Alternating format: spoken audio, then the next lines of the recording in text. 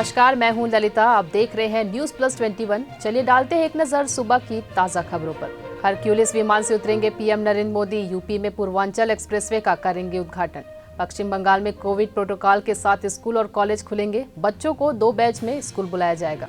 प्रधानमंत्री नरेंद्र मोदी पहले ऑडिट दिवस के मौके पर होने वाले कार्यक्रम को करेंगे संबोधित। मुंबई में सैमसंग के सर्विस सेंटर में आग, फायर ब्रिगेड की 20 गाड़ियां बुझाने में जुटी। बिल्डिंग के अंदर से सुनी गई धमाके की आवाजें। दिल्ली में पॉल्यूशन पर सुप्रीम कोर्ट ने केंद्र दिल्ली सरकार से मांगा जवाब। कहा, गाड़ियों और पावर प्लांट्स पर करे सख्ती। किताब विवाद के बाद सलमान खुर्शीद के घर पर हमला, आगजनी और पत्थरबाजी भी हुई। सीबीएसई की कक्षा 12वीं के सेमेस्टर 1 बोर्ड एग्जाम आज से शुरू। पहली बार बोर्ड परीक्षा सेमेस्टर फॉर्मेट में।